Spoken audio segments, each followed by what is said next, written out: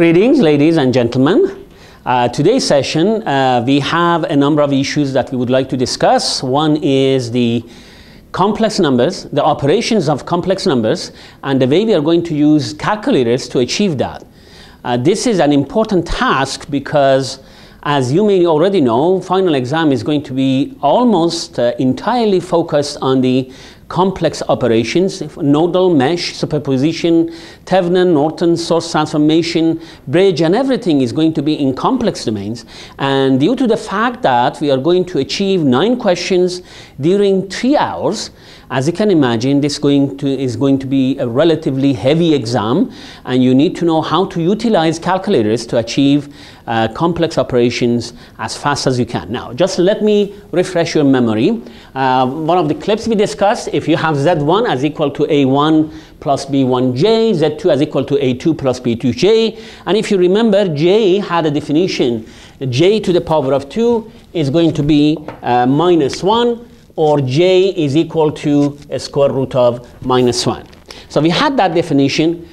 We could represent Z1 in terms of Cartesian or in terms of polar, and if we simply say angle instead of e to the power of j theta, this is typically called phasor. So this is phasor, polar, Cartesian, and I have 2 numbers. Theoretically, we discussed that Z1 times Z2 is a lot easier to do in Cartesian versus when you are going to do it in polar, versus you want to do it in Cartesian, you have to be extremely careful. The fact is B1, B2, you have JJ, and that's going to bring in a minus sign. And then obviously you have the J component separately that you need to worry about it as well. So it was a lot easier to do it in polar domain. In terms of division, once again, in polar domain, it's going to be a lot easier. It's a division of the amplitude and the subtraction of the angle. And if you wanted to do this in Cartesian or Cartesian, you need to actually multiply Z2 by the conjugate. Conjugate means if you have A1 plus B1J, it's going to be A1 minus B1J. You do that with the intention of getting a real number in the denominator. That's why. It's going to be a heavy process to do manually. Now, where is the Cartesian is going to be useful? When you have Z1 plus Z2, that's a lot easier to do in Cartesian. When you have Z1 minus Z2, Cartesian is going to be a lot easier to do. So we understood theoretically what the operations are. But if you want to do this manually, it's going to take a lot of time. I want to give an example, and I want to explain how we can actually achieve that using a approved calculator. You are not supposed to bring in programmable calculators to the exam, please note that. And we are going to live with the limitations that we have. Suppose that your Z1 is equal to 6 plus 2J, and then Z2 is equal to 5 minus 3J. I want to know what is Z1 plus Z2, what is Z1 times Z2, what is Z1 divided by Z2. I'm going to show this for both Casio as well as Sharp calculator. This is a regular Casio calculator, approved calculator that you can use inside the exam. And now I want you to turn this on. When you turn this on, there is a button on mode. Choose the mode. When you do the choose the mode, you can see the complex number is set for 2. So press 2, you are going to enter into the complex number. Take a clear look at the display. I'm going to help you to see what the display is. First of all, in the middle, it says complex. Second of all, the next letter to it, it says D. Complex D. What does it mean? It means everything that you're going to see, you can actually see in terms of the complex values. I'm going to show you how the real imaginary part or amplitude angles are going to be visible. But if you're talking about angles, it's going to be in degrees. Some of the operations would like you to have angle in radian, and it means that D has to change. So this so far is in D, degrees, and this one tells me it's in complex domain. Now, I also want you to get used to a number of keys on the pad of this calculator. Now take a look at the, I hope you can see the word ENG And on top of E and G, I hope you can see an I on top, right? If you can see that, this I is actually my J. In MATLAB, if you're using MATLAB, on many calculators, J is actually represented by I. The second thing I would like you to see is this key. This key is kind of bracket minus close bracket, but I'm not interested on the actual key, which is in black, but I want you to focus on the top of the key. It's going to be in orange, and it shows you angle. So that's another thing I want you to know. Take a look at the plus sign. If you take a look at the plus sign, on top of that you see R angle theta. R is my amplitude, theta is my angle, and this is polar representation. Take a look at minus sign. Minus sign, it says A plus BI. This is Cartesian. Take a look at the equal sign. On top of that, of course, utilizing the shift command, I'm going to see real, flash, imaginary, and it's going to be a two-way. I need you to be conscious about these important keys. So, for example, I want to have Z1 times Z2. I want to have this one. I want to have 6 plus 2j times 5 minus 3j. I can do this manually, but I want to show you how to do this on calculator. Because I have been careful, I put the numbers into bracket. So I need you to open a bracket. Take a look at my process. I'm going to say 6 plus 2 times j, or 2 times I. Where is my I? I, as I said, is on top of the E and G. I simply say E and G, and I'm going to have an I in. Close bracket. You've got yourself 6 plus 2j, or 2i, times regular calculation that you would do. Open bracket once again, and tell me 5 minus 3j. 5 minus 3j. Close bracket. Now if I say equal, I'm going to get the number in a real part. I think I pushed a 0 at the beginning, and that's why I'm getting a wrong number. I'm going to do this once again. This time I'm going to face it toward me. Possibly that's the reason I made a mistake. So it's going to be 5 minus 3i. Once again, 6 plus 2i times 5 minus 3j. I say equal sign, and I see 36. This is the real part of the calculation, the multiplication. Where is my imaginary part? I want you to go on top, on the very top, at the right-hand side. You can see it says real, imaginary, and there is a flash in between. I hope you can see it from the clip. It means that if you want to see the imaginary part, just try to push shift equal sign, because on top of that, that's exactly what it's asking you. Shift equal sign, and you can see minus 8i. This is minus 8, and there is a little I underneath. So I've got myself the real number, shift again, 36, and the imaginary number, minus 8i. Now if I wanted to have this in polar domain, how would I do that? Again, all I have to do is to do shift plus. If I do shift plus, it's going to put the polar representation in front of my entire process. It says answer and give it to me in polar. Now if you say equal, that's your polar representation of amplitude, which is 36.87. And if you say shift equal, what do you get? If you say shift equal, you're going to see, do you see an angle part? It's going to be minus 12.5 degrees. So you've got yourself amplitude, and you've got yourself angle.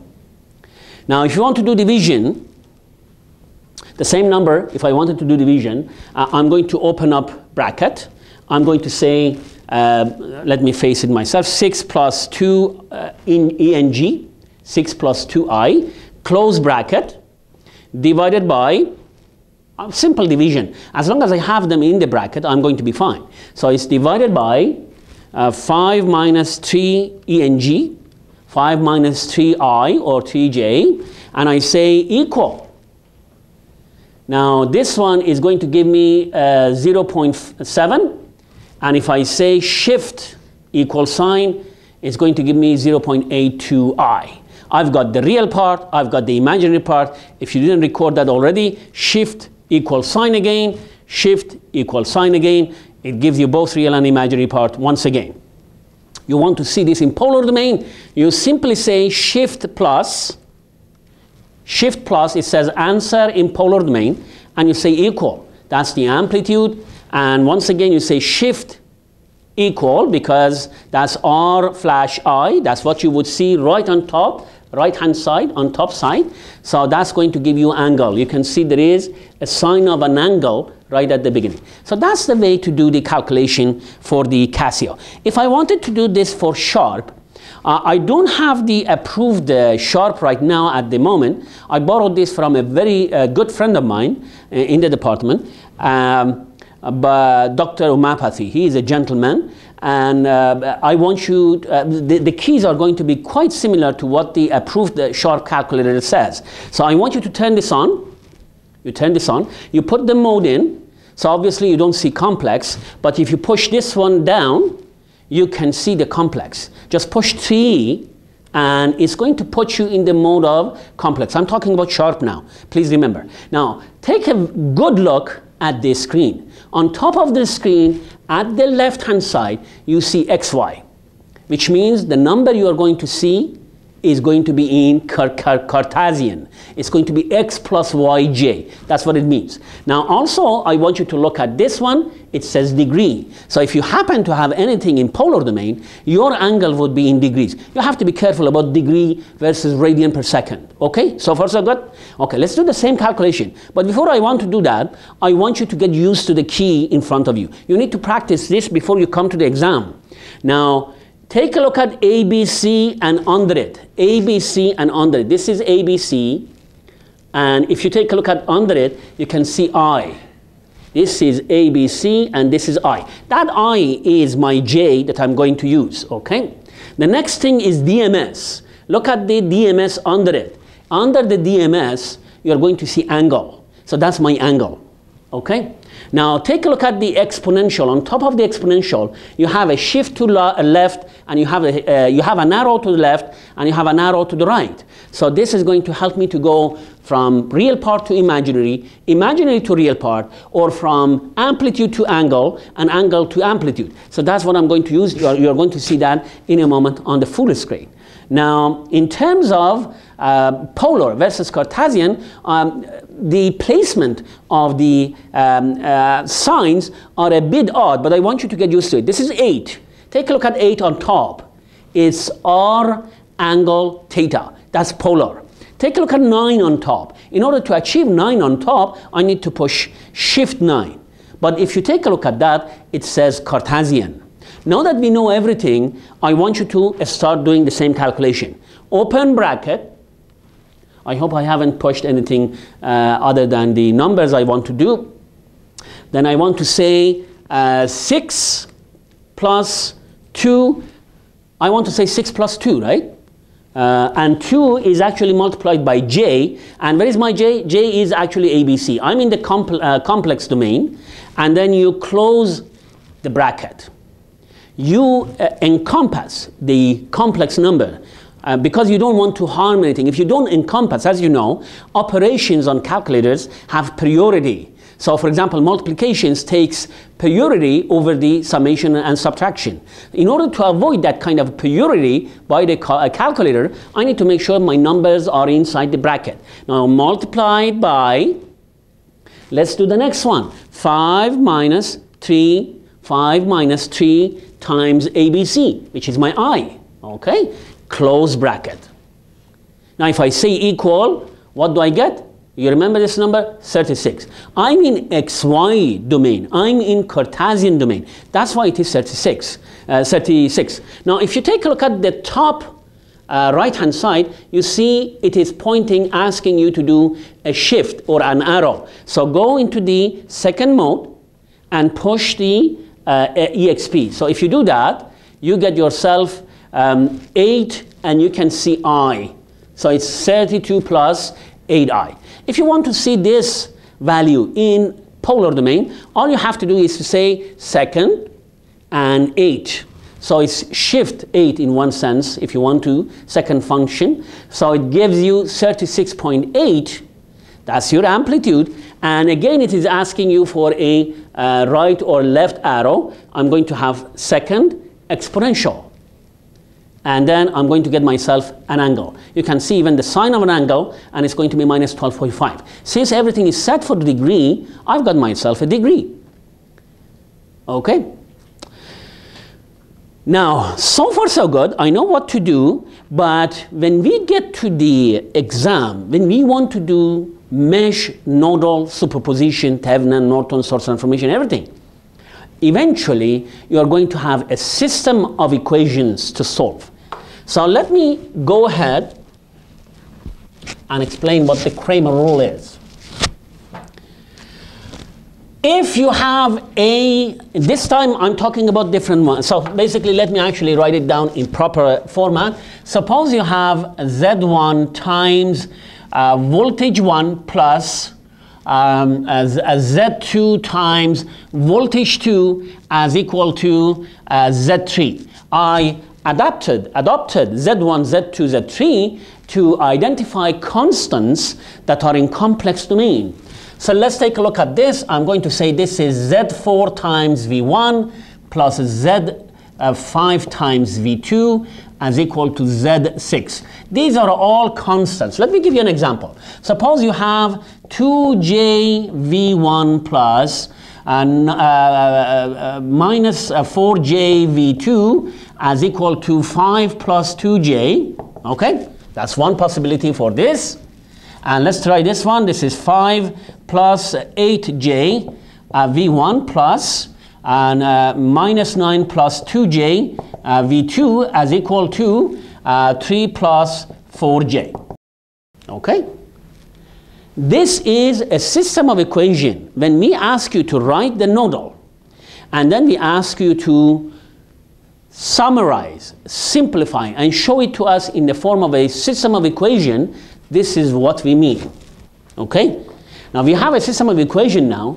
I want to show it to you in the form of a basically a matrix format. So what is a matrix format? This you have done it in vector analysis, calculus 1 and calculus 2, things like that. So you already know. I'm just trying to refresh your memory. Z1, Z2, Z4, Z5. This is the known complex matrix times V1, V2. Actually, to be more faithful to the teaching we had, this V1 and V2 are supposed to be capital. So I'm going to be V1, I'm going to take V1 and V2 in. So let's have this in capital, please, because as we agreed last time, the small case represents the time domain. So this one is going to be V1, V1, V2, V2 as equal to the right-hand side. And the right-hand side is Z3 and Z6.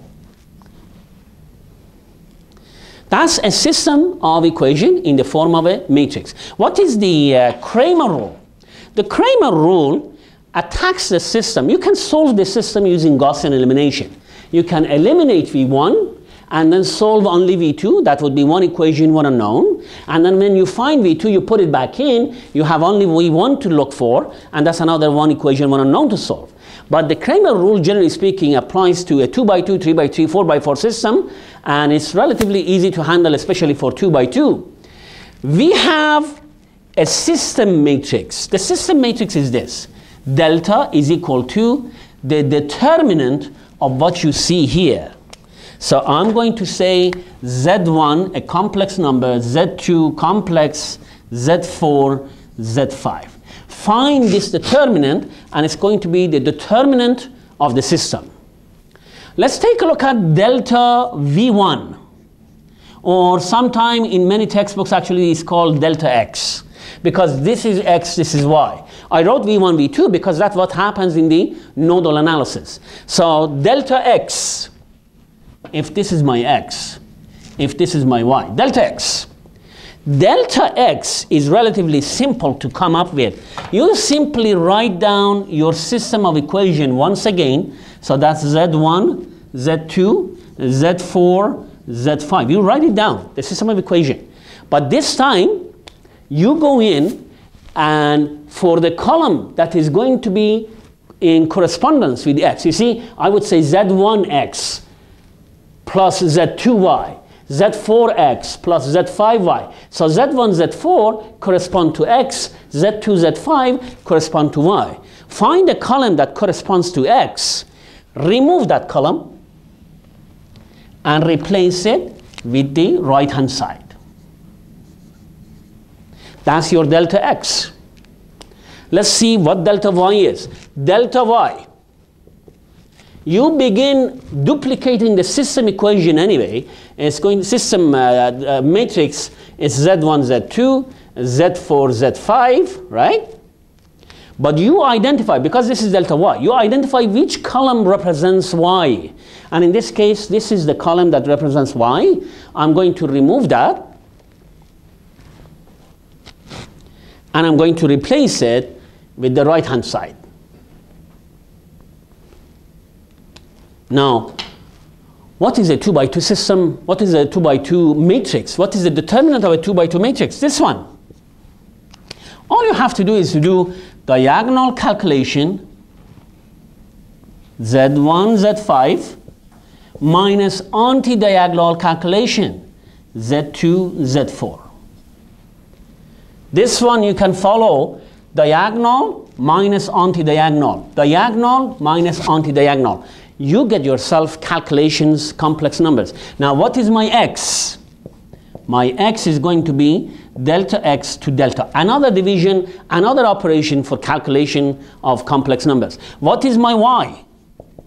Is delta y divided by delta. Once again, not only I'm dealing with this complex operations, multiplication, subtraction, but I'm also dealing with the last step, and it's going to be either in Cartesian or in polar domain. So many of the mistakes you are going to see in the final exam are simply happened because someone has gone too far in simplification manually, someone has gone too far to calculate this manually, and you should be sure of making a mistake along the way. Let me actually show you what I mean. Let me grab a possible system and try to solve this, and by that I hope everyone can handle this challenging task in the future exams. Okay. Suppose I have, again, you don't have to simplify too much. You can even leave the fraction as they are. Really, it doesn't hurt as much, the same way as we did for the pre-midterm. So suppose you have 3 plus 2j x. Actually, it has to be capital X, but allow me to use x at this time. Not to confuse with the multiplication. So this is going to be 4 minus 5jy as equal to 3 plus 9j.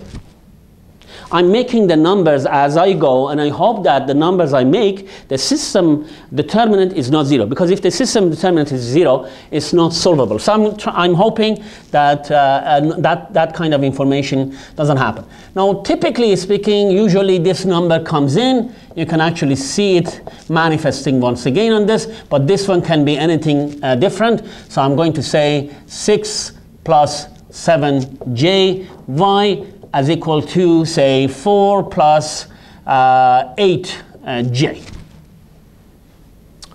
Okay, what's my system determinant? 3 plus 2j, 4 minus 5j, 4 minus 5j, and 6 plus 7j.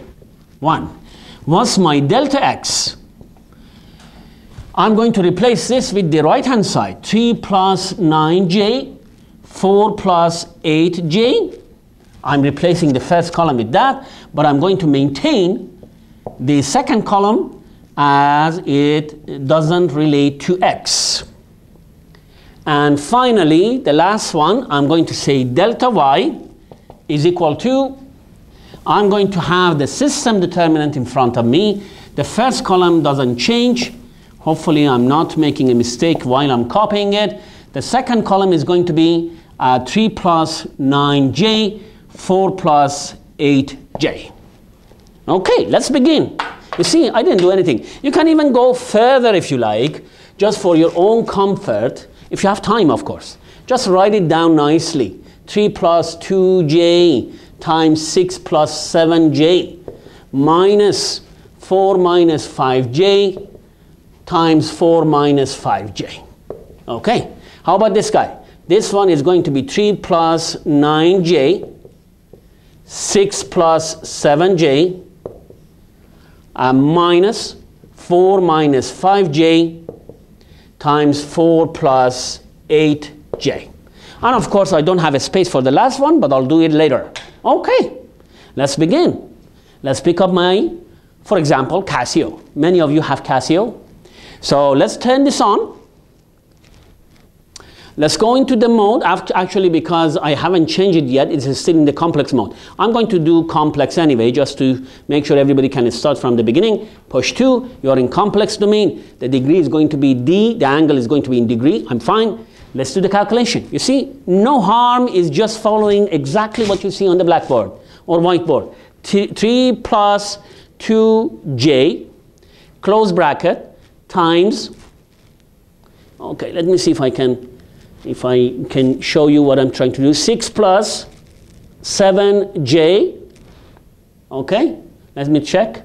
Hopefully everything is fine. Minus, open bracket, 4 minus 5j, close bracket, times, make sure you have the times, otherwise you're going to get syntax error, minus 5j, and I close my bracket, everything is fine, just push equal sign. You see, voila, it's 13. So this one is going to be 13. That's the real part. What's my imaginary part? All I have to do is to actually utilize this real imaginary back and forth, which is above on top of the equal sign. I'm going to say shift equal, and it tells me 73i. So it's plus 73i, or j. If someone has done this manually, you can see how much time they had to spend. The same is true if you have fractions. Don't simplify it. As long as you can utilize the brackets properly. Because when I say 1 divided by 3j, I need to warn you. When I say 1 divided by 3j, this is different than say 1 divided by open bracket 3j. Because when I say 1 divided by 3j, it might calculate 1 divided by 3 first and then j. That's different. So I need to be very careful. 1 divided open bracket, 3j close bracket. That's what I need to do. Okay? So that's going to be the real part, minus the imaginary part, minus 0.333j. So as long as I know where the brackets have to apply, you don't even have to simplify this. Even they are in fraction, leave them as they are in fraction. Let's take a look at this one and see what happens. This is and I leave delta y to you guys, so I'm going to do delta x. What is delta x? I'm in complex domain, this is in degree. I'm going to say open bracket, 3 plus 9j, close bracket, times, open bracket, 6 plus 7j, close bracket, minus, open bracket, you need to be careful, that's all, minus 5i, times 4 plus 8i. As soon as you do a number of practices, you are going to do this relatively fast. It's going to be minus 101, that's the real part.